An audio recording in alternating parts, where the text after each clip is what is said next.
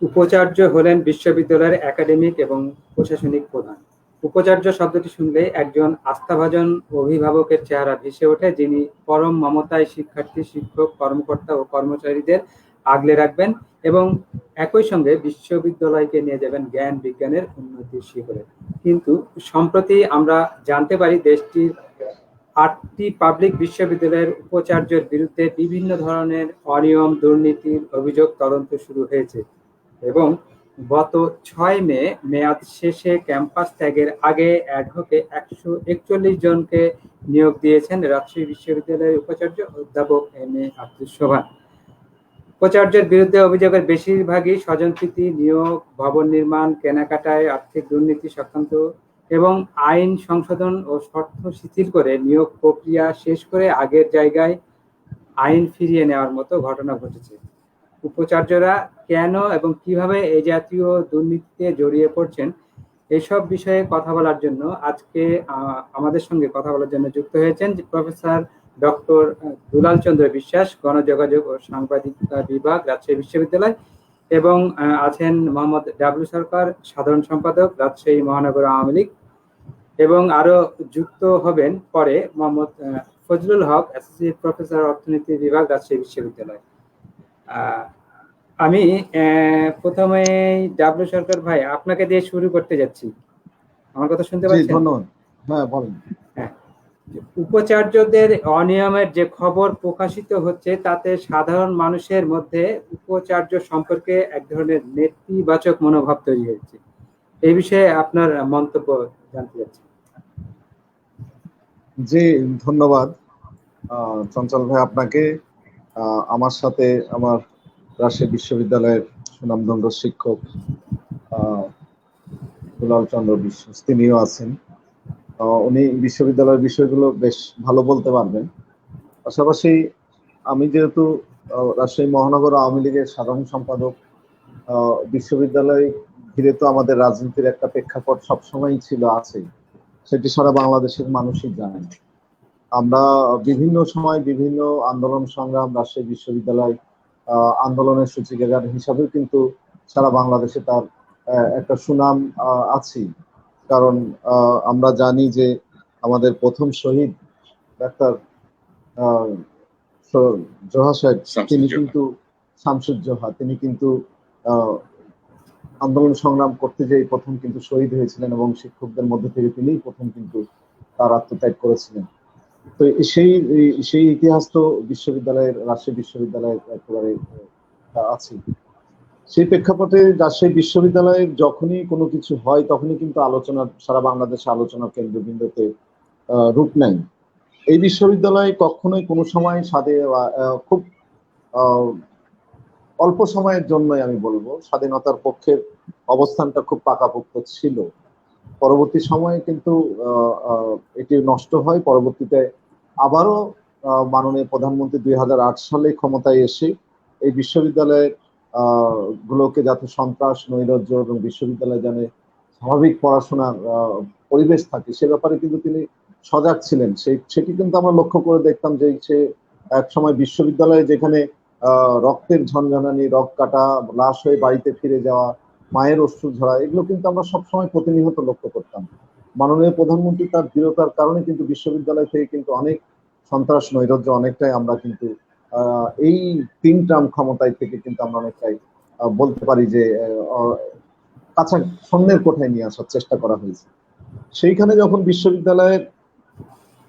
রাজশাহী বিশ্ববিদ্যালয়ের প্রেক্ষাপটটা আপনারা অনেকেই জানেন যে এইখানে জামাত এর একটি মৌলবাদী চক্রের একটি দোসর, তারা কিন্তু সব সময় এখানে তৎপর ছিল এবং তারা তাদের স্বার্থ হাসিলের জন্য কিন্তু এইখানে যে সমস্ত কর্মকাণ্ডগুলো তারা একটি সময় করেছিলেন তা কিন্তু গা শিরিয়ে ওঠে। আপনারা জানেন যে রাজশাহী বিশ্ববিদ্যালয়ের আমাদের, যদিও স্বাধীনতার পক্ষের শিক্ষক তিনি ছিলেন না, তিনি জাতীয়তাবাদী দল বিএনপির প্যানেলের শিক্ষক ছিলেন, সেই ডাক্তার তাহের, তাকে যখন বিশ্ববিদ্যালয়েরই একজন ছাত্র জামাত ইসলামের নেতৃত্ব দিতেন, ছাত্র শিবিরের নেতৃত্ব দিতেন, সেই সালেহি তাকে যখন হত্যা করে ম্যানহোলে ফেলে দিলেন, তখন কিন্তু সারা বাংলাদেশের বিবেককে নাড়িয়েছিলেন, যেটিকে কেমন রাজনীতি। সেই বিশ্ববিদ্যালয়ে কিন্তু ধর হামেশায় কথা বলতে গেলে কিন্তু স্বাধীনতার পক্ষে, বঙ্গবন্ধুর কথা বলতে গেলে, জয়ের স্লোগান ধরলে একটি সময় কিন্তু তারা আমাদের হাত পায়ে, আমাদের ছেলেপেলের হাত পায়ে রক কেটে দিয়েছে, পরীক্ষা দিতে দেয় নাই, তাদের স্বাভাবিক জীবনযাপন কিন্তু তারা কিন্তু নষ্ট করেছে, ব্যাহত করেছে। এটি কিন্তু একেবারে এখনো মানুষের চোখের সামনে ভাসে, সেটি কিন্তু আমরা লক্ষ্য করে দেখছি। তো সেই জায়গা থেকে 2013 সালে আমরা ক্ষমতায় থাকা অবস্থাতেও কিন্তু এই কাজগুলো তারা প্রতিনিয়ত করেছে। এখানে আমরা জানি যে আমাদের 22 জন ছেলেপেলের হাত পায়ে রক কিন্তু তারা, আমরা ক্ষমতায় তারপরে 22 জন হাত পায়ের রক কিন্তু তারা কেটেছিলেন সেই দিন, এবং 4 জন ছাত্র নেতা সেই দিন কিন্তু হত্যার শিকার হয়ে কিন্তু মা বাপের কোলে লাশ হয়ে ফিরে গেছে, সেটি কিন্তু আমরা জানি। যেমন আমাদের মেধাবী ছাত্র নেতা, আমাদের ছাত্র নেতা রবিউল তার পার্শ্ববর্তী এলাকায় জামাত বিএনপি তাকেও কিন্তু হত্যা করেছিলেন। আমাদের ছাত্র নেতা হাবিবের ডান পা তো কেটে বাদ দিতেই হয়েছে। এরকম অসংখ্য ছাত্র নেতা কিন্তু আজকে পঙ্গুত্ব বরণ করে কিন্তু মানবতার জীবন যাপন করছে।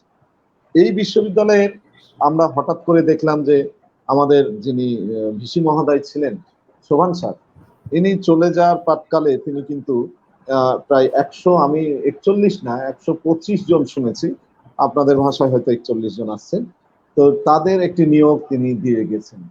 আমি এই নিয়োগটা কেন দিয়ে গেলেন তেনার ব্যাখ্যা কিন্তু তিনি কালকে দিয়েছেন। আজকে আমি আপনাদের সামনে, জাতির সামনে আমি একটি কথা আমি তুলে ধরতে চাই। আপনারা জানেন যে আমাদের একটা চাপ বিশ্ববিদ্যালয়ে কিন্তু সবসময় রাজনৈতিক ভাবে কিন্তু ছিল, যে বিশ্ববিদ্যালয়ের শূন্য পোস্ট গুলোই কেন নিয়োগ দেওয়া হচ্ছে না, একটু নিয়োগ প্রক্রিয়া শুরু হোক। এজন্য কিন্তু আমি বিভিন্ন সময় আন্দোলন সংগ্রাম করেছি। আমি বিভিন্ন সময় যিনারা ভিসি হয়ে আসছেন তাদের সাথে আওয়ামী লীগের নেতৃবৃন্দ আমরা যোগাযোগ করেছি। আমরা বলেছি যে আপনি চাকরি সার্কুলার করেন, সেখানে নিয়ম মেনেই আপনি চাকরি দেন, শুধু দলের লোককে চাকরি দিতে হবে এইটি না। আমরা বলেছি যে রাজশাহীর ছেলে মেয়েদের চাকরি যাতে হয় সেটির ব্যবস্থাটা অন্তত করেন, এটি কিন্তু আমরা বলেছিলাম। সেখানে শিক্ষক নেন, আমাদের আপত্তি নাই, অন্য কেউ কাউকে নেন, আমাদের আপত্তি নাই, আপনাদের নিয়ম অনুযায়ী নেন। তো ট্রেনের সেই মোতাবেক কিন্তু শোভান সাহেব কিন্তু একটি সার্কুলার করেছিলেন, এবং সেই সার্কুলারে কিন্তু অনেকেই চাকরি প্রত্যাশিত কিন্তু অনেকেই কিন্তু তারা আবেদনও করেছিলেন। কিন্তু হঠাৎ করে করোনা থাবা আসার কারণে সেটি কিন্তু স্থগিত হয়ে যায়, এবং পরবর্তীতে মন্ত্রণালয় থেকে তাকে একটি কিছু দুর্নীতির কথা আসলে মন্ত্রণালয় থেকে তাকে চিঠি দেওয়া হয় যে আপাতত কোনো নিয়োগ যেন দেয়া না হয়। এরপরে কিন্তু নিয়োগ যে দেন নাই চিঠি পাওয়ার পর, সেটি কিন্তু আমরা জানি, নিয়োগ কিন্তু তিনি দিয়েছেন। চিঠি পাওয়ার পরও তিনি কিন্তু নিয়োগ দিয়েছেন। আমরা জানি যে একজনকে অ্যাডহকে নিয়োগ দিয়েছেন, সেটি মানবিক কারণে তিনি কিন্তু দিয়েছিলেন। ওই বিশ্ববিদ্যালয়ের ছাত্র, তিনি প্রতিবন্ধী, তিনি কিন্তু বাংলাদেশের হয়ে ক্রিকেট খেলার যোগ্যতা অর্জন করেছেন, প্রতিবন্ধী ক্রিকেট টিমের কিন্তু তিনি ক্যাপ্টেন ছিলেন। তাকে কিন্তু শোভান স্যার কিন্তু এই নিষেধাজ্ঞা থাকার পরও কিন্তু তাকে অ্যাডহকে একটা নিয়োগ তিনি কিন্তু দিয়েছিলেন, সেটিও আমরা জানি। সেখানে কিন্তু আমরা সেদিন তাকে সাপোর্ট করেছিলাম, আমরা কিন্তু তার বিরোধিতা করি নাই। এখন তিনি যে এই নিয়োগটা দিয়ে গেলেন, কেন দিলেন, কি কারণে দিলেন, সেটির ব্যাখ্যা কিন্তু অনেকেই আমরা করছি না। অনেকেই কিন্তু পেপারে বা বিভিন্ন রকম ভাবে বিভিন্ন তারা কিন্তু কথাবার্তা বলছি। এইখানে আমার জানা মতে যে নিয়োগগুলো তিনি দিয়ে গেছেন সেটি একেবারেই মুক্তিযোদ্ধার পরিবারের সন্তান, আওয়ামী পরিবারের সন্তান, আর সবচেয়ে বড় কথা ওই জামাত বিএনপির দ্বারা যারা নির্যাতিত হয়েছেন, যাদের হাত পায়ের রক কেটেছে, যাদের আজ পা নাই, যারা পঙ্গুত্ব বরণ করে যারা মানবতার জীবন যাপন করছে, ওই একটা চাকরির আশায় যারা ওই ভিসির প্রশাসনিক ভবনের সামনে সকাল থেকে আরম্ভ করে রাত্রি পর্যন্ত তার চোখের সামনে ফ্যাল ফ্যাল করে কেঁদেছেন আর দাবি করেছেন যে আমাদের একটা কর্মের ব্যবস্থা করে দিয়ে দেন স্যার, আমরা কোথায় যাব, এই বিশ্ববিদ্যালয়ের ছাত্র, আমাদের পাশেই বাড়ি, এই কাজটা কিন্তু বারবার তার চোখের সামনে কিন্তু এই জিনিসটা কিন্তু তারা করেছেন। আমরা লক্ষ্য করে দেখেছি, আমি অন্তত হিসাব করে দেখেছি, আমি একেবারে হলপ করে বলতে পারি, আমি হিসাব করে দেখেছি শোভান স্যার যাওয়ার টাইমে কিন্তু আওয়ামী পরিবারের প্রায় পোস্টধারী আওয়ামী লীগ, ছাত্রলীগ, যুবলীগ, হাত পায়ে রক কাটা নেতা কর্মীদের অ্যাডকে প্রায় 73 জন ছেলে মেয়ের চাকরি তিনি কিন্তু দিয়ে গেছেন। এটি তো একটি আমাদের জন্য একটা সুখের কথা, এটি তো আমাদের জন্য একটি ভালো কথা, এটি আমরা বলতেই পারি। শিক্ষকের মধ্যেও আমাদের মহানগর ছাত্রলীগের যুগ্ম সাধারণ সম্পাদক স্বাধীন, তিনি ফার্স্ট ক্লাস পাওয়া ছাত্র, তাকেও কিন্তু 9 জন না 10-11 জন শিক্ষক নিয়োগ দিয়েছেন, সেখানেও কিন্তু তাকেও কিন্তু তিনি নিয়োগটা অ্যাডকে দিয়ে গেছেন। তো আমি যেটি মনে করি যে এই যাওয়ার টাইমে তিনি যে নিয়োগটা দিয়ে গেছেন, এই নিয়োগটা হয়তো তিনি অনেক আগেই দিতে পারতেন। প্রশ্ন হচ্ছে যে এত যাওয়ার আগে কেন? হয়তোবা তিনি উপলব্ধি করেছেন যে আগে দিলে পরে হয়তো তিনি চাপটি সামলাতে পারবেন না। এখন তিনি যেটি দিয়েছেন সেটি হয়তো তার দৃষ্টিতে, তার চোখের সামনে ওই মানবিকতা ভেসে উঠেছেন যে এই ছেলেগুলোর কর্মের যদি আমি ব্যবস্থা না করে দেয়, হয়তো সারা জীবন আমি আমার নিজেকে ধ্বংসাবো। সেই কারণে হয়তো তিনি এই নিয়োগটা দিয়েছেন। তবে আমি যতটুকটা জানি, মন্ত্রণালয়ের যে চিঠিটা আসছেন, তিনি যে নিয়োগটা দিয়েছেন সেটি হচ্ছেন 73-এর অ্যাডে, যেটি একবারে স্পষ্ট লেখা আছে বিশ্ববিদ্যালয়ের সংবিধানে যে ভিসি অল ইন অল, যখন যে ভিসি থাকবেন তিনি কিন্তু বিশ্ববিদ্যালয়ের ব্যাপারে তিনি সর্বোচ্চ ক্ষমতার অধিকারী, যে কোনো সিদ্ধান্ত তিনি কিন্তু নিতে পারেন। স্যার আছেন, স্যার এটি ভালো বলতে পারবেন, এটি নিতে পারবেন। সেই আলোকের বলেই কিন্তু তিনি এই অ্যাডহোকে নিয়োগটা দিয়ে গেছে। আমার কাছে দুঃখ কষ্ট এটি যে যখন বিএনপি জামাত ক্ষমতায় ছিল তখন 554 জনকে না 46 জনকে কিন্তু এক রাত্রে নিয়োগ দেওয়া হয়েছিল।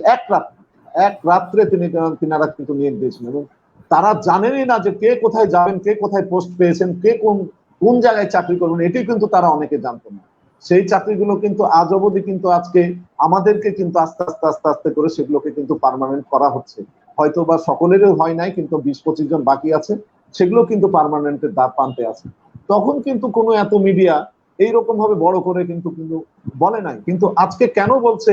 আমার কাছে তো এখানেই প্রশ্ন যে ওইখানে যারা আছেন তারা কি সবাই কি মুক্তিযুদ্ধের পক্ষের, আওয়ামী লীগের পক্ষের? আমার তো মনে হয় যে আমাদের মধ্যে ঢুকে অনুপ্রবেশ করে তারা সুযোগ সুবিধা নিয়ে আজকে তারা এই কাজগুলো করছে। আমি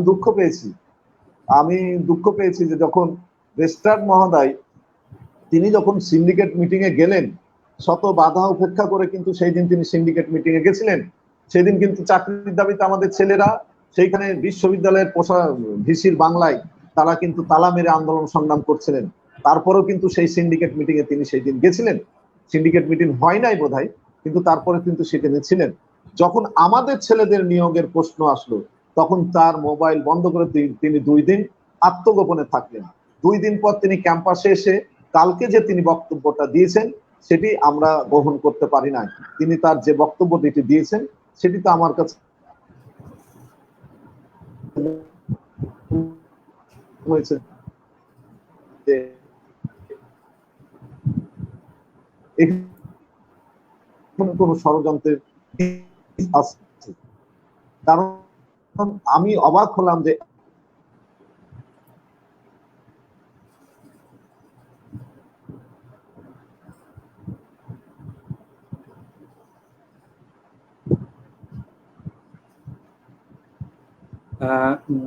ধন্যবাদ ডাব্লিউ সরকার ভাই, আপনার কাছে আবার আসবো। আপনার নেটওয়ার্কের একটু সমস্যা, তারপরে আপনার বলবেন আবার। এই পর্যায়ে আমি কিন্তু শোভান স্যারকে আমি একটু বলে শেষ করে দিই। এই রেজিস্ট্রার সাহেব শোভান স্যারকে সেই দিন বলেছিলেন, আপনার বক্তব্য শুনলে মনে হয় বঙ্গবন্ধু আমার সামনে দাঁড়িয়ে আছে। এই রেজিস্ট্রার সাহেব কি করে সেই দিন শোভান সাহেব কথা না শুনে তিনি আত্মগোপনে গেলেন, আমার আজও বোধগম্য হচ্ছে। জি জি, অনেক ধন্যবাদ ডাব্লিউ ভাই। আমি দুলাল স্যারের কাছে যেতে চাচ্ছি। স্যার, রাজশাহী বিশ্ববিদ্যালয়ের বিদায়ী উপাচার্য এম আব্দুস সোবহান ও তার নেতৃত্বাধীন প্রশাসন এর মাধ্যমে কম যোগ্যতায় বিশ্ববিদ্যালয়টিতে শিক্ষক হন উপাচার্যের কন্যা ও জামাতা। এভাবে যোগ্য প্রার্থীদের বাদ দিয়ে অপেক্ষাকৃত কম যোগ্য 34 জন শিক্ষককে নিয়োগ দেওয়ার অভিযোগ পাওয়া যায়, অথচ আগের নীতিমালা অনুযায়ী তাদের আবেদন করার যোগ্যতাই ছিল না। এই বিষয়ে আপনার মতামত? ধন্যবাদ। আমি ডাব্লিউ ভাইকে ধন্যবাদ জানাচ্ছি। একটা ভালো আলোচনা তিনি শুরু করেছেন। আওয়ামী লীগের একজন কেন্দ্রীয় পর্যায়ের নেতা হিসেবে রাজশাহীর এই অঞ্চলের ছাত্রলীগের প্রতি যে সহানুভূতিটুকু থাকার কথা, আমরা তার বক্তব্য থেকে সেটির আঁচ পাচ্ছি। তারপরে দু একটি কথা বলতে হচ্ছে, এবং ছাত্রলীগের সাথে আমার কথা যাতে ভুল বুঝে না হয় সে কারণে ছাত্রলীগের সাথে আমার সম্পৃক্তির কথা একটু জানানো দরকার বলে আমি মনে করছি। আমি আজ থেকে 40 বছর আগে ডাব্লিউ ভাই স্যার 1981 সালে ছাত্রলীগ থেকে আমার কলেজ থেকে নির্বাচিত সাহিত্য সম্পাদক।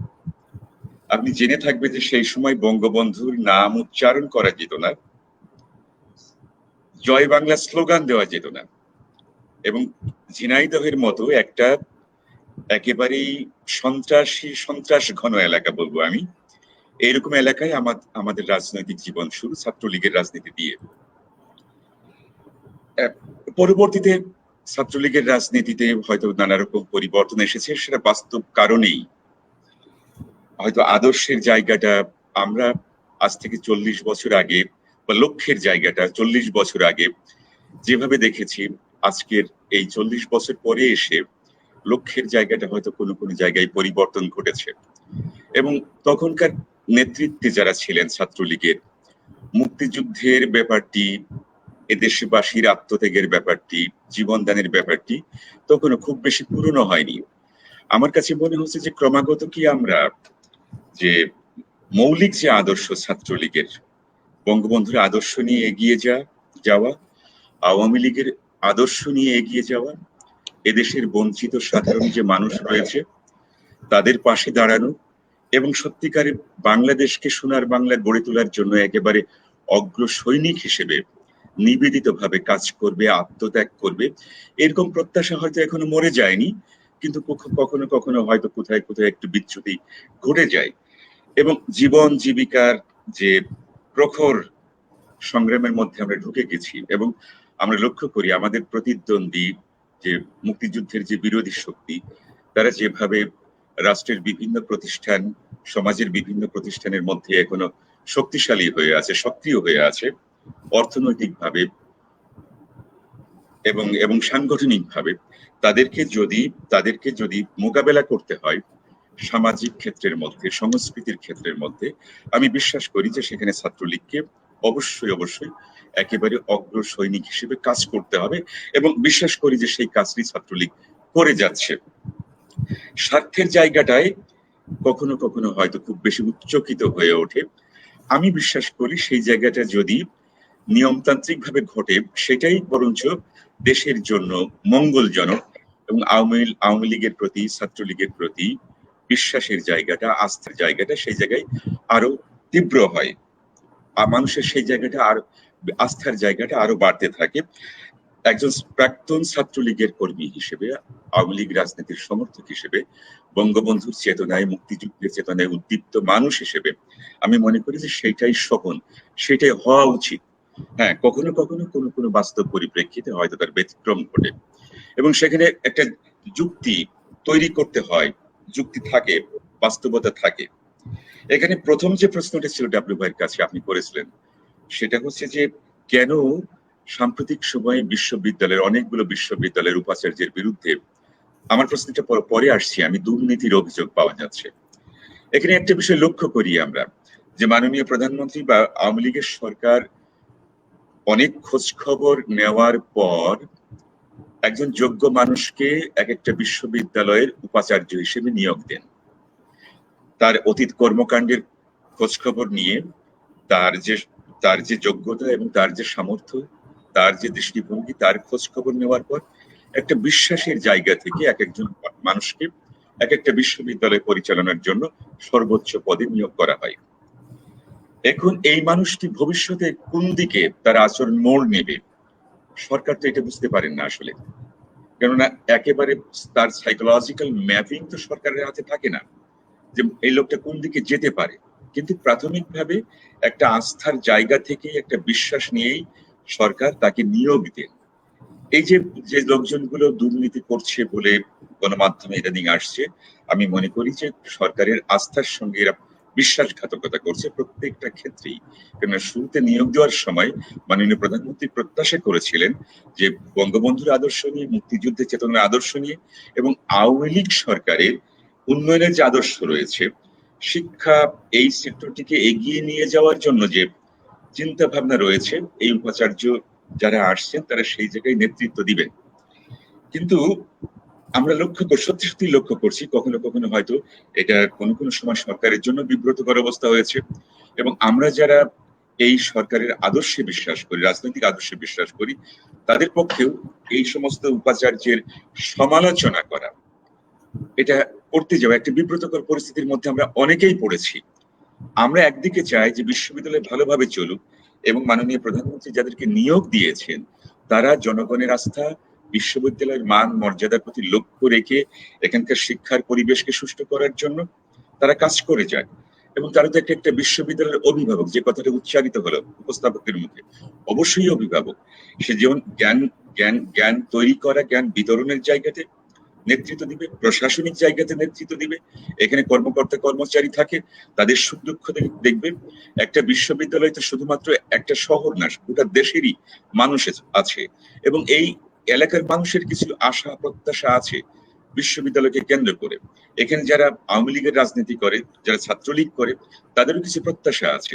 সেই প্রত্যাশাগুলোকে কিভাবে নিয়মতান্ত্রিক উপায়ে একাডেমিক, প্রশাসনিক, রাজনৈতিক যে প্রত্যাশা বা স্বপ্নগুলো আছে বিশ্ববিদ্যালয়ের সাথে সংশ্লিষ্ট মানুষের, সেইগুলোকে দেখে কিভাবে নিয়মতান্ত্রিক ভাবে সুষ্ঠু ব্যবস্থাপনার মধ্য দিয়ে সেগুলোকে বাস্তবায়ন করা যায়, একজন ভাইস চ্যান্সেলর সেই সক্ষমতাটুকু, ইচ্ছেটুকু থাকতে হবে।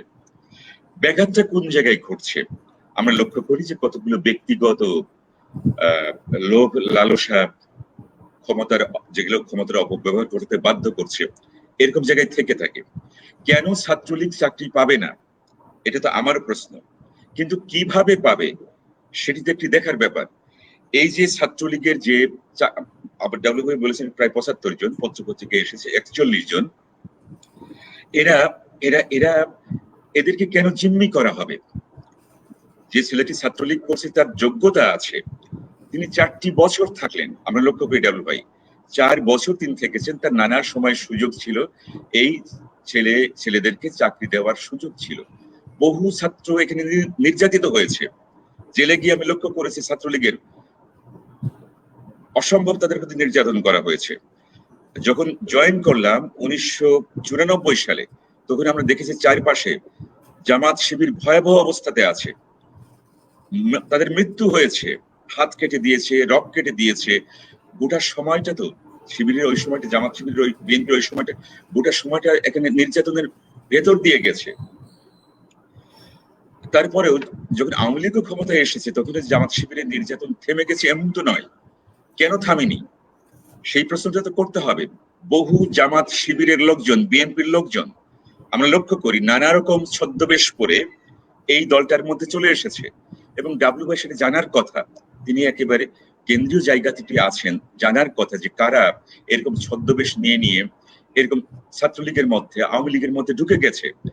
এবং একেবারে যারা নিবেদিত নেতা, যারা ত্যাগ স্বীকার করেছেন, দীর্ঘদিন যাবৎ এখানে কাজ করেছেন, শিক্ষক, ছাত্র, কর্মকর্তা, কর্মচারী, তাদেরকে বাইপাস করা হয়েছে, তাদেরকে সরিয়ে দেওয়া হয়েছে। সেই জায়গাটাতে যদি একটু সময় দেন বলি যে যখন প্রফেসর আব্দুস সোবহান দ্বিতীয় টার্মে আসলেন, অনেকেই মনে করেছিলেন যে এটা একটা পরম সৌভাগ্যের ব্যাপার যে আগের বারে তিনি একটা প্রশাসনিক অভিজ্ঞতা অর্জন করেছেন, তার মানে অনেকগুলো চ্যালেঞ্জ মোকাবেলা করেছেন, সেই অভিজ্ঞতা থেকে, তার অন্তর্দৃষ্টি থেকে, চ্যালেঞ্জ মোকাবেলার অভিজ্ঞতা থেকে তিনি যখন নতুন করে দায়িত্ব নিচ্ছেন তখন বিশ্ববিদ্যালয়টিকে অসাধারণভাবে একটা ইতিহাস তিনি তৈরি করে যাবেন, এরকম প্রত্যাশা ছিল। কিন্তু কেন যেন একেবারেই সেই কারণগুলো হয়তো সবার জানে না, এবং গবেষণা করা ছাড়া, প্রফেসর আব্দুস সোবহান সাহেবকে নিয়ে গবেষণা করা ছাড়া এই কারণগুলো বের করা যাবে না। কিন্তু কতগুলো পর্যবেক্ষণ আছে, আমার ব্যক্তিগতভাবে কতগুলো পর্যবেক্ষণ আছে। ডাব্লিউ ভাই তো জানেন না, তিনি কিন্তু আওয়ামী লীগের লোক ছিলেন না, তিনি ছিলেন তাবলিগ জামাতের সমর্থক। প্রফেসর আব্দুস সোবহান তাবলিগ জামাতের সমর্থক। ১৯৯৪ সালে আমরা যখন জয়েন করি তরুণ শিক্ষক, এই ক্যাম্পাসে জামাত শিবিরের বিরুদ্ধে লড়াই করে বেড়াচ্ছি, খুব কম সংখ্যক আমরা তখন লড়াই করে বেড়াচ্ছি, তখন তিনি ডান হাতে ঘড়ি বেঁধে তাবলিগ জামাতের চিল্লায় যেতেন। তিনি আমাদের রাজনীতির সঙ্গে তিনি তখন ছিলেন না, আপনি কখনো খুঁজে পাবেন না এই গোটা ক্যাম্পাসে প্রফেসর আব্দুস সোবহান সেই সময় কখনো জামাত শিবিরের বিরুদ্ধে একটি কথা বলেছেন। রাজনীতির একটা পর্যায়ে, শিক্ষক রাজনীতির একটা পর্যায়ে ৩ জন মানুষকে আমরা দেখলাম তখন, প্রফেসর আব্দুস সোবহান, প্রফেসর মিজানুদ্দিন এবং একই সাথে প্রফেসর মুজাফফর আহমেদ, তারা ৩ ইয়ারমেট, ৩ জন প্রমাইজিং লিডার, তারা সামনে আসছেন এখন কোন একটা পক্ষ চাচ্ছে প্রফেসর মিজানুদ্দিনকে, কোন একটা পক্ষ চাচ্ছে প্রফেসর মুজাফর আহমদকে, কোন একটা পক্ষ চাচ্ছে প্রফেসর আব্দুস সোবহানকে। প্রফেসর আব্দুস সোবহানকে সমর্থন করলেন সেই সময়কার ভিসি প্রফেসর সাইদুর রহমান খান, তিনি এখানে রাজনীতির সামনে চলে আসলেন। কিন্তু প্রকৃতপক্ষে আমার বিশ্বাস যেটা, তিনি আওয়ামী লীগের রাজনীতির সঙ্গে ছিলেন না। দ্বিতীয়ত মানে তিনি প্রথমবার যখন ক্ষমতায় ছিলেন তখন কিন্তু অনেক ভালোভাবে প্রশাসনটা চলেছে, আমরা সবাই সুখী ছিলাম, খুশি ছিলাম। অনেক শিক্ষক নিয়োগ দিয়েছেন তিনি তখন, মানে অনেক তার ভেতরে কিছু ব্যতিক্রম আছে, কিন্তু তখন আওয়ামী লীগের, যুবলীগের সমর্থক যারা এরকম শিক্ষক নিয়োগ হয়েছে, আমরা সত্যি তখন খুশি হয়েছি যে একটা ভালো কাজ। বেপরোয়া পর্যায়ে যাননি। প্রফেসর নুরুল্লাহ তার সঙ্গে ছিলেন, একেবারে বঙ্গবন্ধুতে আওয়ামী লীগে নিবেদিত একটা মানুষ। আমার ধারণা যে নুরুল্লাহ স্যার সেখানে কাজ করেছেন, কথা বলেছেন, এবং তখনও মানুষজন চারপাশে এত পরিমাণ বেপরোয়া, এত পরিমাণ লোভী হয়ে ওঠেনি, ফলে বিশ্ববিদ্যালয় তখন একটা ভালো অবস্থায় চলেছে। দ্বিতীয় টার্মের আগে যে ঘটনাটা ঘটলো, প্রফেসর মিজানুদ্দিন আসলেন, তার প্রতিদ্বন্দ্বী, রাজনৈতিক প্রতিদ্বন্দ্বী না, কিন্তু এই প্রতিদ্বন্দ্বিতা গুলো একেবারেই ব্যক্তিগত পর্যায়ে ডাব্লিউ ভাই। তারা কিন্তু রাজনীতির একই আদর্শে বিশ্বাস করছেন, কিন্তু ব্যক্তিগত কে কত আগে যেতে পারে। এবং ওনার ছেলের চাকরিটা গেল, আমার কাছে মনে হয় প্রফেসর আব্দুস সোবহান যে একটা ক্ষোভ নিয়ে আসলেন এই ছেলের চাকরি যাওয়ার পর থেকেই। প্রফেসর মিজানুদ্দিনের সেই সময় যারা সমর্থন দিলেন, এদেরকে তিনি আসলে ভিন্ন শত্রু ভাবতে শুরু করলেন। এইভাবে এসে শিক্ষকদের মধ্যে খুব শার্প দুটো ডিভিশন হয়ে গেল, যে প্রফেসর মিজানুদ্দিনের এবং প্রফেসর আব্দুস সোবহানের গ্রুপ। এই গ্রুপিংটা করতে গিয়ে দেখা গেল কি, যে তিনি যে মানে প্রফেসর আব্দুস সোবহান একটা এক্সক্লুশনের রাজনীতি করলেন। এক্সক্লুশনটা কেমন, যে প্রফেসর আব্দুস সোবহান এবং নিরপেক্ষভাবে দীর্ঘদিন ধরে আছে, ত্যাগী মানুষ, আওয়ামী লীগে নিবেদিত মানুষ, প্রগতিশীল রাজনীতিতে নিবেদিত মানুষ, এরকম মানুষজন কিন্তু বাইপাস হলেন। তিনি এদেরকে আসলে সামনে নিয়ে আসলেন না। নিয়ে আসলেন কাকে?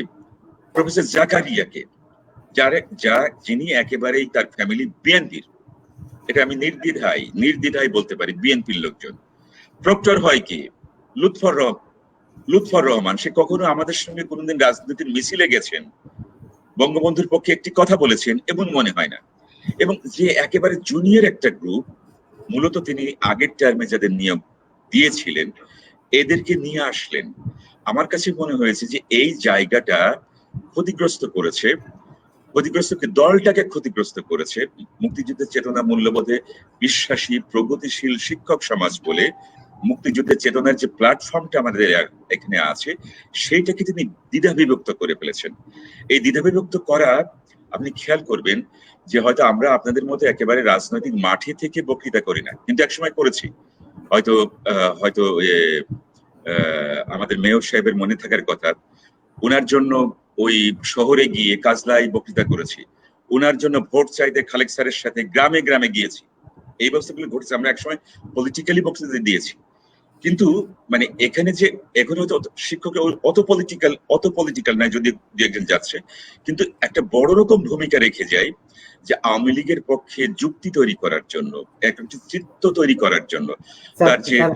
আমি একটা সরাসরি একটা কোশ্চেন করতে চাচ্ছি, যে তাহলে কি প্রফেসর আব্দুস সোবহান স্যার কি সরাসরি রাজনৈতিক ব্যাকগ্রাউন্ডের দুর্নীতি সাথে জড়িত হয়ে পড়েছিলেন, নাকি ব্যক্তিগতভাবে? না, আমি সেই জায়গাতে আসছি। আমার কাছে মনে হচ্ছে যে এই যে ব্যক্তিগত ক্ষোভ থাকলো একটা তার আগের প্রশাসনের প্রতি, একটা বিভাজন তিনি করে ফেললেন, এবং এমন একটা বৃত্তি দ্বারা পরিবৃত হয়ে গেলেন যেটা তার যে মানসিকতার জায়গাটা দৃষ্টিভঙ্গির জায়গাটাকে সীমিত করে দিয়েছে। এবং ওই এক ধরনের প্রতিশোধের রাজনীতি করতে গিয়ে আমি মনে করি একটা যে বিপর্যয়, সেই বিপর্যয়টা ঘটে গেছে। একটা প্রতিশোধের রাজনীতি করতে গিয়ে ডিভিশন, একটা গ্রুপকে একদম এক্সক্লুড করে ফেলা, কতগুলো ভয়েস যারা কথা বলতে পারে তাদের কিল করে দেওয়া, দূরে সরিয়ে দেওয়া। এবং আমরা লক্ষ্য করি কারা তার কাছাকাছি গেছে, একদম নাম ধরে দুটো নাম বললাম, কিন্তু আরো নাম যদি খোঁজ নিবেন দেখবেন যে তার কাছাকাছি যারা গেছে তারা অনেকেরই রয়েছে, অনেক রয়েছে ত্যাগী মানুষ যারা দীর্ঘকাল ধরে রাজশাহী বিশ্ববিদ্যালয়ের প্রগতিশীল রাজনীতি নিয়ন্ত্রণ করেছেন, এরা আছে। আবার এমন একটা গ্রুপ গেছে তারা আসছে শুধু চাকরি নিতে, তাদের অন্য কোনো আওয়ামী লীগের কি হলো কি না হলো, ছাত্রলীগের কি হলো কি না হলো, বিশ্ববিদ্যালয়ের কি হলো কি না হলো, সেইটা দেখা হচ্ছে না। একটা বিশ্ববিদ্যালয় তার যে সেই বিষয়ে একটু আমি একটু সেই বিষয়ে আমি ডাবলু ভাইয়ের কাছে একটু শুনি যে ডাবলু ভাই, আপনি বলবেন যে অধিকাংশ উপাচার্য নিয়োগ পান দলীয় বিবেচনায়, এই সুযোগকে কাজে লাগিয়ে কি তারা রাজনৈতিক ক্ষমতার অপব্যবহার করেন? তার উপর কোনো ব্যবস্থা না নেওয়ার তারা কি বেপরোয়া হয়ে ওঠেন? এই বিষয়ে যদি আপনার মন্তব্য বা কোনো প্রশ্ন থাকে। ডাবলু ভাই। না, আমি আপনার প্রশ্নের উত্তরটা দিব, তার মধ্যে আমি স্যারের দু একটি কথা না বললেই না। প্রথমত স্যার, আমার কথায় কষ্ট না নিয়ে, স্যার আপনার সাথে কিন্তু আমি দীর্ঘ 32 বছর রাজনীতি করেছি স্যার। আমার কিন্তু ছাত্রলীগ থেকে এই জায়গায় উঠে আসা, আমাদের কষ্ট তো ওইখানেই স্যার। কেন স্যার আপনারা আমাদের সাথে যোগাযোগ করেন না? আপনারা ইতিহাস ঐতিহ্য অনেক কিছু জানেন স্যার, আপনাদের কাছ থেকে তো আমরা অনেক কিছু শিখবো। কিন্তু অত্যন্ত দুঃখের বিষয়, মহানগরের সাথে কিন্তু বিশ্ববিদ্যালয়ের যারা ছাত্রলীগ করেছেন, বিশ্ববিদ্যালয়ের টিচার যারা আমাদেরকে বঙ্গবন্ধুর আদর্শ সম্বন্ধে আরো বেশি উদ্বুদ্ধ করবেন, তারা কিন্তু কেউ স্যার দুঃখের বিষয়, কেউ কিন্তু আমাদের সাথে যোগাযোগটা করেন। যার কারণে কিন্তু স্যার আজকে অনুপ্রবেশকারীর কথাটা যেটি আপনি বলছেন, তারা কিন্তু সেই সুযোগটা পেয়ে গেছে। আজকে যেহেতু আপনি সালে স্যার, যেহেতু আপনি ছাত্রলীগের 81 সালে স্যার এসে যখন আপনি এখানে আসেন, প্রতিনিধিত্ব হয়েছিলেন স্যার, সেই ক্ষেত্রে তো আপনার প্রতি আমাদের আস্থা বিশ্বাস বেশি থাকবে। আমরা তো চাইবো যে এই সমস্ত মানুষগুলো ওই জায়গায় বসুক। যদি সোবান স্যারের কথা আপনি যেটি বললেন, তিনি তাবলিগ করতেন, তিনাকে দুইবার বেশি করলেন। আমি স্যার যদি এখন বলি যে নিজাম সরকারের স্যার, যখন আমাদের জননেত্রী শেখ হাসিনা যখন তিনি অন-11-এর কারণে যখন জেলে আটকানো, তখন নিজাম স্যার ওই কোরাইশির দলের 5 নম্বর স্বাক্ষরকারী একজন নেতা ছিলেন, তাকেও কিন্তু ভিসি বানানো হলো স্যার। এটা তো আমাদের দুঃখ। তখন স্যার এই দরদটা, যে দরদটা আপনি বুঝবেন, আমাদের কথাটা, আমাদের পরিবারের কথাটা, আমাদের আওয়ামী লীগ, যুবলীগ, ছাত্রলীগ, স্বেচ্ছাসেবক লীগ, এদের কথাটা যেটা আপনি উপলব্ধি করবেন, সেটি কিন্তু এনারা এইভাবে উপলব্ধি করবে না স্যার। তা আমার স্যার অনুরোধটা এখানে যে আপনারা স্যার আমাদের কাছে আসেন, আগান, আপনারা আমাদের সাথে থাকেন, উঠেন, বসেন স্যার, তাহলে তো স্যার এটি হয় স্যার। এখন জামাত ইসলামের যারা টিচার, যারা শিক্ষক, তারা কিন্তু জামাত ইসলামকে এখনো কিন্তু স্যার বুদ্ধি, চিন্তা, টাকা পয়সা সবকিছু দিয়ে কিন্তু এখনো বিশ্ববিদ্যালয়ে তারা কিন্তু পৃষ্ঠপোষকতা করছে, এটি কিন্তু অস্বীকার করা যাবে না। সেটি স্যার আমি নিজে সাক্ষী। যার কারণে স্যার এই জিনিসটা হয়েছে স্যার। আমি এই কথাটি বলবো না যে আমাদের ছেলেমেয়েদের যারা আওয়ামী লীগ করে, যারা নির্যাতিত হয়েছেন, তাদের বিশ্ববিদ্যালয়ে চাকরি হোক, সেটি আমি বলতে চাই না। আমি স্যার বলছিলাম যে মেধার ভিত্তিতে যে সার্কুলারটা হয়েছিল, সেটি যদি দিয়ে যেতেন, তাহলে কিন্তু আজকে মেধার ভিত্তিতেই হতো। রাজশাহীর ছেলে মেয়েদের চাকরিগুলো হলে পারে স্যার, আমরা আমাদের রাজশাহীর মানুষকে বলতে পারতাম যে প্রতিশ্রুতি আমরা দিয়েছি যে এখানে আমরা 50,000 লোকের কর্মসংস্থান দিব, সেটি কিন্তু আমরা পূরণ করতে পারি না। তো কিছুটা হলেও কিন্তু আমরা স্যার বিশ্ববিদ্যালয়ের দিকে বলতে পারতাম। কারণ স্যার আপনি নিজেই জানেন যে এইখানে আমার জানা মতে বিভিন্ন পদে কিন্তু প্রায় স্যার 800 শূন্য পোস্ট খালি হচ্ছে, আপনাদেরই কথা, প্রায় 700 থেকে 800 সাল। এই সমস্ত নিয়োগগুলো হলে তো স্যার অনেকটা আমরা হালকা হই।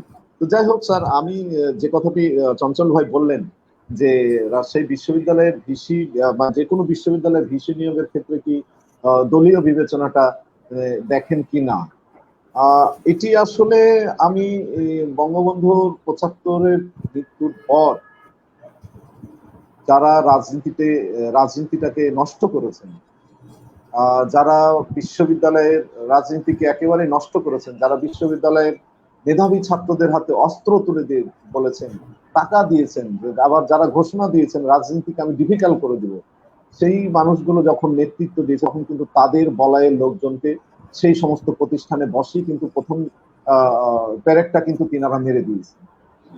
এই ধারাবাহিকতা কিন্তু আস্তে আস্তে চলে আসছে।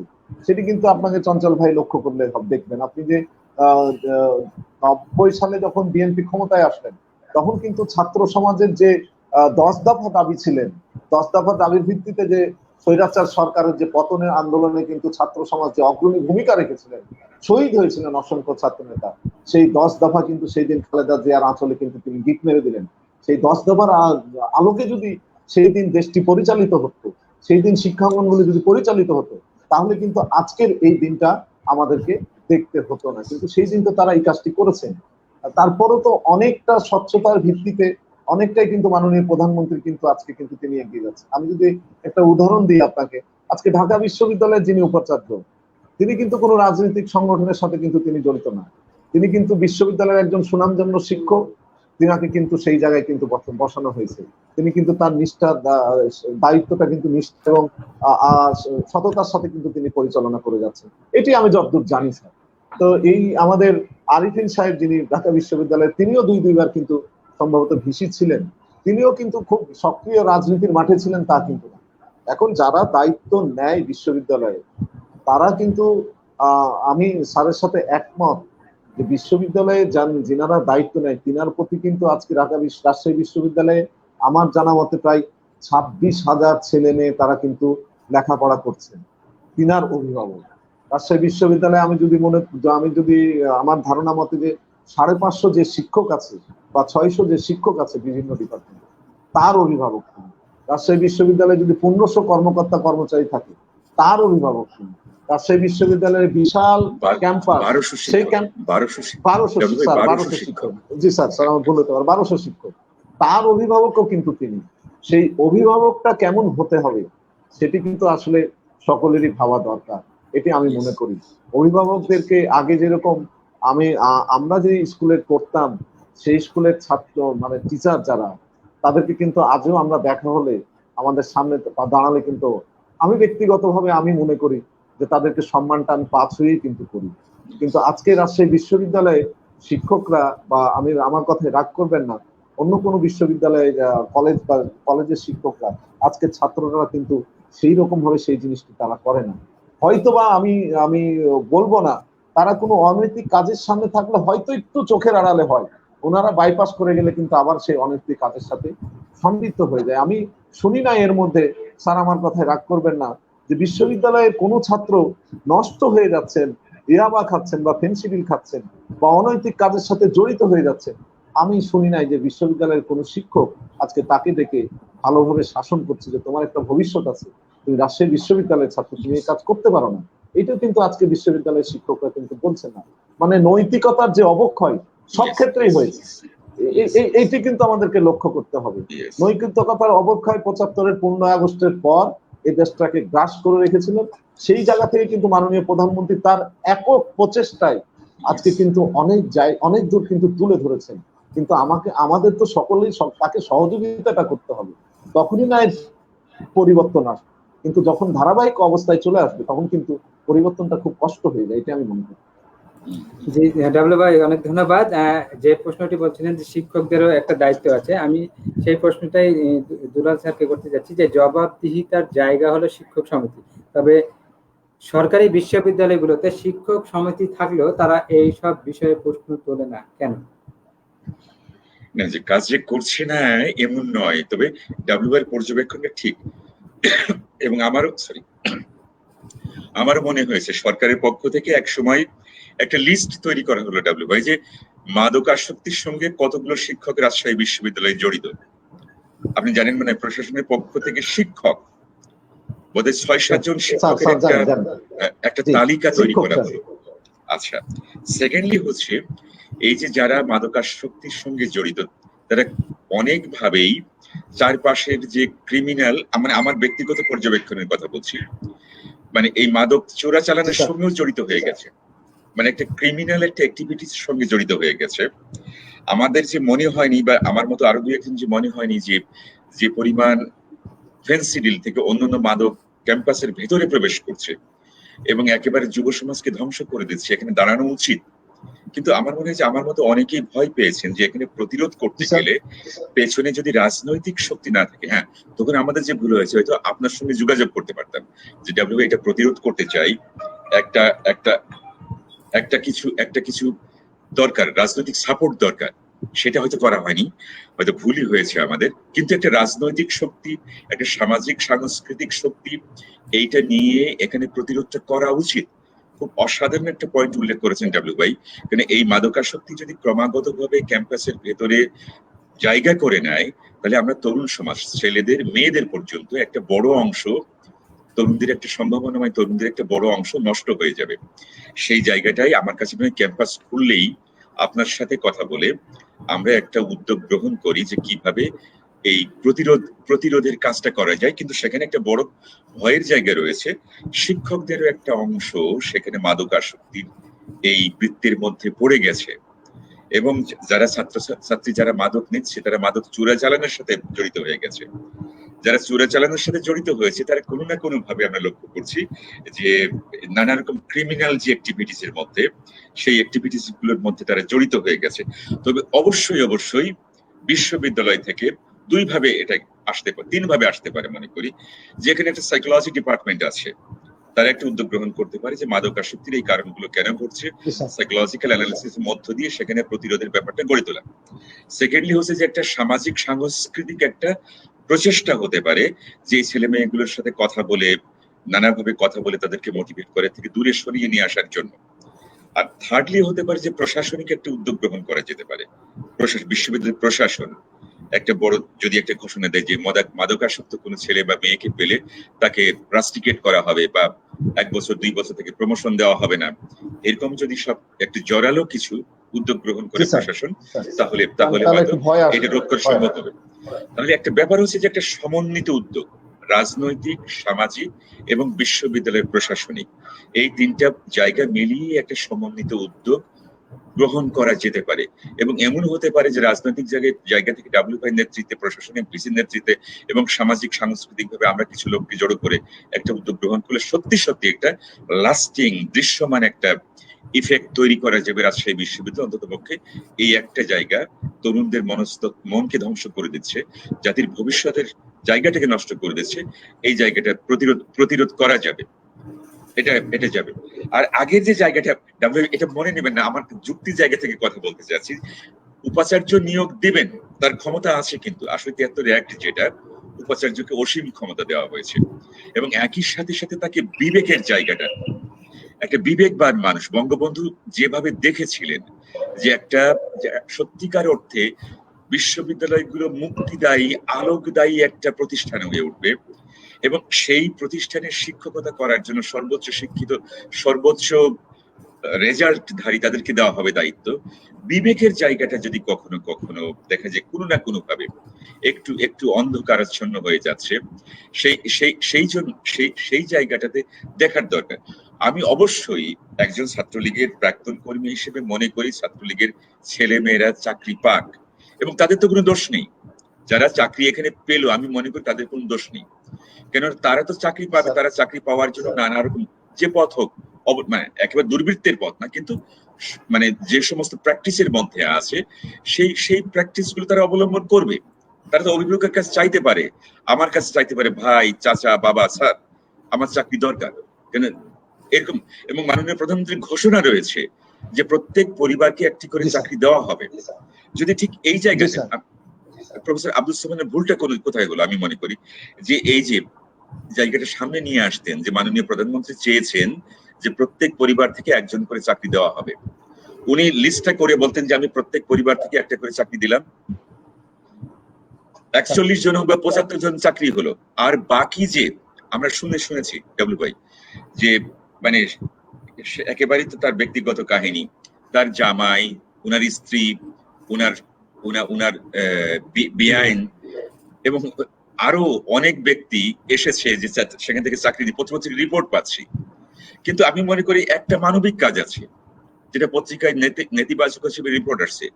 এই যে উনি ওনার বাড়ির, কেউ বলছে যে চুল কাটতো, বা একটা কাজের মেয়ের যে চাকরির জন্য বলার কেউ নেই, কিন্তু সত্যি বা একটা যে মাংস বিক্রেতা, তার হয়তো খুব কষ্টে আছে, তার চাকরি দেওয়ার জন্য বলার কেউ নেই। একজন নাপিত, হয়তো যারা একটা পলিটিক্যালি অ্যাক্টিভ, হয়তো তার জন্য ডাব্লিউ ভাই বলবেন, অন্য লোকটা বলবেন, কিন্তু একজন নাপিতের জন্য, একজন মাংস বিক্রেতার জন্য, একটা কাজের মেয়ের জন্য বলার জন্য খুব লোক নেই। আমি মনে করি এই জায়গাটা প্রফেসর আব্দুল সোবহান একটা মানবিকতার কাজ করেছেন। আমি সত্যি বলি, একদম অন দ্য স্ক্রিনে বলছি, এটা একটা মানবিকতার কাজ আমার দৃষ্টিকোণ থেকে, যে গরিব একেবারে অসহায় কিছু মানুষ চাকরি পেয়েছে। আর দ্বিতীয়ত যে ব্যাপারটা, একটা প্রক্রিয়ার মধ্য, নিয়মতান্ত্রিক একটা প্রক্রিয়ার মধ্য দিয়ে ডাব্লিউ ভাই যেটা বললেন, কোনো অসুবিধা ছিল না। এখানে যে কাজটা মানুষ যেটা সমালোচনা করছে, একবারে এত চাকরি দেওয়া, যদিও বিএনপি এটাকে তৈরি করে গেছে, কিন্তু আওয়ামী লীগ তো বিএনপি নয়। আওয়ামী লীগের ভেতর থেকে মানুষ আলো পায়, তার ভেতর থেকে মানুষ আলো, আওয়ামী লীগের রাজনীতি থেকে মানুষ আলো পায়, আশ্রয় পায়। আওয়ামী লীগ রাজনীতির মধ্য দিয়ে এদেশ পরিচালনা, শান্তি শৃঙ্খলা, অগ্রযাত্রার জন্য উদাহরণ তৈরি হয়, দৃষ্টান্ত তৈরি হয়। সেই দৃষ্টান্ত জননেত্রী শেখ হাসিনার নেতৃত্বে যে দৃষ্টান্ত তৈরি হচ্ছে শুধু বাংলাদেশের জন্য নয়, গোটা সাউথ এশিয়ার জন্য, গোটা পৃথিবীর জন্য। আজকে অমর্ত্য সেন স্বীকার করছেন যে বঙ্গবন্ধু সেন নেতৃত্বে এবং তার যে ক্যারিসমা শুধু বাংলাদেশের জন্য নয়, আজ গোটা সাবকন্টিনেন্টের জন্য এটা গুরুত্বপূর্ণ হয়ে উঠেছে। বঙ্গবন্ধুর যে অসাম্প্রদায়িক রাজনৈতিক দৃষ্টিভঙ্গি, তার যে মুক্তিদায়ী রাজনৈতিক দৃষ্টিভঙ্গি, সেটা সারা পৃথিবীর জন্য, তিনি বলছেন সারা পৃথিবীর জন্য জরুরি হয়ে পড়েছে। আওয়ামী লীগ যখন রাজনীতি করে, সেই রাজনীতির ভেতর থেকে আলো আসে, আশ্রয় আসে, সারা পৃথিবীর দেশবাসীর সামনে, সারা পৃথিবীর সামনে উদাহরণ তৈরি হয়। আমি ডাব্লিউ ভাই সেই জায়গা থেকে প্রফেসর আব্দুল সোবহান উদাহরণটা ওইভাবে তৈরি করতে পারলেন না। আমার বক্তব্য হচ্ছে সেই জায়গাতে নিয়মতান্ত্রিক ভাবে প্রত্যেকটা ছাত্রলীগের চাকরি হবে, কেউ কোনো কথা সেখানে বলা হচ্ছে না, এই ছেলেগুলো যোগ্য, এই মেয়েগুলো যোগ্য, কেউ কোনো কথা বলতে পারতেন না। কিন্তু তিনি কি করলেন, তিনি একটা ঢাল হিসেবে ব্যবহার করেছেন। কষ্টটা আমার এই জায়গাতে, এবং আমার মতো অনেক শিক্ষক যারা আওয়ামী লীগের রাজনীতি করেন, তাদের সাথে তাদের কষ্ট কোথায়, এই ছাত্রলীগগুলোকে জিম্মি করে ঢাল হিসেবে ব্যবহার করে তিনি গত 2-3 বছর অনেকগুলো অন্যায় কাজ করেছেন। সেই অন্যায়কার কাজগুলোর আড়াল দেওয়ার জন্য ছাত্রলীগের ছেলেগুলোকে ব্যবহার করেছেন। এটা তো নিরুপায়। ছাত্রলীগের ছেলে মেয়েদেরকে এইভাবে যেন ব্যবহার না করা হয়। আমি আবারও বলি, আওয়ামী লীগের রাজনীতি থেকে ছাত্রলীগের রাজনীতির ইতিহাস, দেশের মুক্তিযুদ্ধ, মুক্তির ইতিহাস একেবারেই তাদের কাছ থেকে আলো পান। যে উন্নয়নের অভিযাত্রা শুরু হয়েছে, সেই অভিযাত্রার মধ্য দিয়ে জননেত্রী শেখ হাসিনার নেতৃত্বে আমরা 41 সালের মধ্যে ভিশন 41 কমপ্লিট করে আমরা একটা উন্নত দেশে পৌঁছবো। বঙ্গবন্ধুর সোনার বাংলা তৈরি হবে। আপনার লক্ষ্য, এরকম দেশ কোথায় আছে? অন্যদিকে যেতে হচ্ছে। এরকম দেশ কোথায় আছে? এত যে অবারিত মাঠ, আবাদযোগ্য মাঠ, এরকম 6 ঋতু, এত নদী, এত বৃষ্টি এবং সম্ভাবনাময় এত মানুষ। আমি জার্মানিতে ছিলাম, আমাকে বলতো কি যে বাঙালিরা খুব বুদ্ধিমান, কারণ ছোট মাছ খায়। বঙ্গবন্ধু কখনোই বাঙালির হীনমন্যতা নিয়ে কথা বলেননি, কোনো হীন পথে কোনো লক্ষ্য অর্জনের কথা বলেননি। আমাদের ছাত্রলীগের ছেলেমেয়েরা সেই আদর্শে উদ্বুদ্ধ অনেক ভালো কাজের উদাহরণ তারা তৈরি করছে। বা হাওড়ে ধান কেটে দিচ্ছে, কোভিড এর মধ্যে তারা নেমে গেছে মানুষের পাশে, যেখানে মানুষের বিপন্নতা সেখানে ছাত্রলীগ যাচ্ছে। এইগুলো থেকে তো দেশবাসী শিখবে, দেশ শিখবে। এবং যে তারুণ্যের মধ্যে আমাদের দেশের স্বপ্নটা, সেই স্বপ্নটা এমন পর্যায়ে আসুক, এমন পর্যায়ে কাজে লাগুক, যাতে করে জননেত্রী শেখ হাসিনার নেতৃত্বে যে উন্নয়নের যে অভিযাত্রা চলছে, সেই যাত্রায় এরা একেবারে অসম সাহসী শক্তি হয়ে উঠুক। মানে আমাদের প্রত্যাশা, একজন শিক্ষক হিসেবে, অভিভাবক হিসেবে, প্রায় ছাত্রলীগের সমর্থক হিসেবে, আওয়ামী লীগের সমর্থক হিসেবে প্রত্যাশা হচ্ছে এই জায়গায়, এখানে যারা প্রতিবন্ধকতা তৈরি করে, তারা আসলে আওয়ামী লীগের লোক নয়। আওয়ামী লীগ তার মঙ্গল চাচ্ছে না। যদি মঙ্গল চাইতেন প্রফেসর আব্দুল সোবহান চাইতেন, তাহলে শুরু থেকে ছাত্রলীগের লোককে নিয়োগ দিয়ে শেষে এসে তাদেরকে এরকম একটা কলঙ্কের মধ্যে ঠেলে দিতেন না। এটাই হচ্ছে আমার বক্তব্য। জি, অনেক ধন্যবাদ। আমার মনে হয় দর্শক যারা শুনতেছেন বা শুনবেন, আপনার বা ডাব্লিউ এর বক্তৃতা স্পষ্ট হয়েছেন। তারপরে ডাব্লিউ এর কাছে আরেকটি প্রশ্ন করতে চাই, যদিও অনেক সময় নিয়ে ফেলেছি।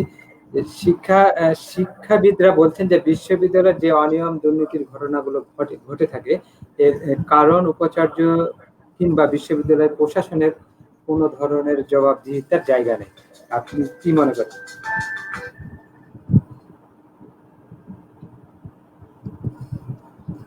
দেখুন, আমরা মানে খুশি হই যখন বাংলাদেশের হয়ে কেউ সুনাম অর্জন করে, তখন কিন্তু বুকটা ভরে যায়। যখন বাংলাদেশের মা অর্জন করলেন,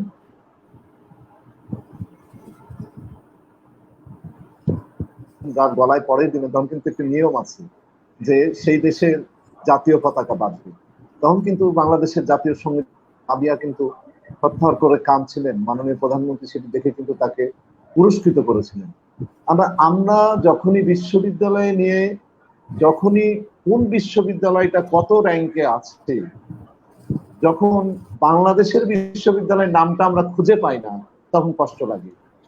যদি কোনো বিশ্ববিদ্যালয় যে না, এই বিশ্ববিদ্যালয়টা আজকে এত নাম, বাংলাদেশের এই বিশ্ববিদ্যালয়ের নামটা এত নাম্বারে আছে, কিন্তু অনেক গড়া করার পরেও আমাদের বিশ্ববিদ্যালয়ের একটি বিশ্ববিদ্যালয়ের নামটাও আমরা কিন্তু 100 বা 200 বা 300 ধরে আনতে পারিনি। এটি আমাদের জন্য কষ্টের।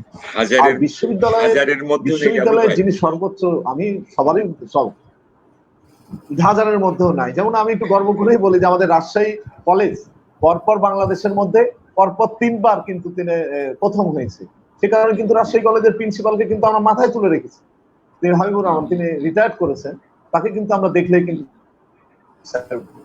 এটি কিন্তু আমাদের গর্ব, মানে রাজশাহীর হয়ে গর্ব আমাদের, সেরকম কিন্তু হাজারের মধ্যে নাই।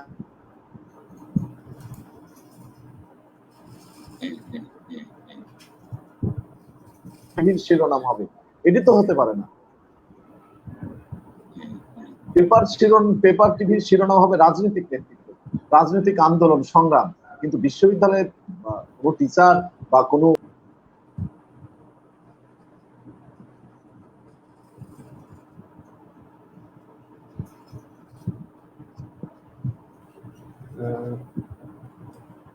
ডব্লিউ ভাইয়ের নেটওয়ার্কের প্রবলেমের কারণে ডব্লিউ ভাই বিচ্ছিন্ন হয়ে যাচ্ছে। আমি আমার অনুষ্ঠানের প্রায় শেষ পর্যায়ে চলে এসেছি। যখনই বিশ্ববিদ্যালয়ের কেউ সত্যিকার অর্থেই, আমরা হয়তো কোনো না কেউ বিশ্ববিদ্যালয়ের ভিসি হিসাবে খুব তাড়াতাড়ি হয়তো কেউ নিয়োগ পাবে। এটি কষ্টের বিষয় যে তখন ভিসি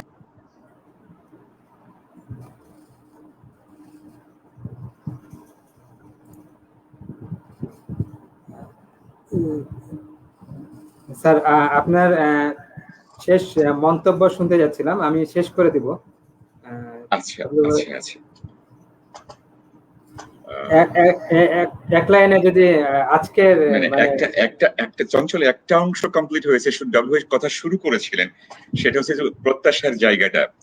আমরা তো উপাচার্যের দুর্নীতি এবং আজকের আলোচনার যে শিরোনাম ছিল যে কেমন প্রত্যাশা, এটা একটু আলোচনা হওয়া উচিত। হ্যাঁ, ডব্লিউ যদি কথা শেষ করতেন তাহলে খুব ভালো হতো।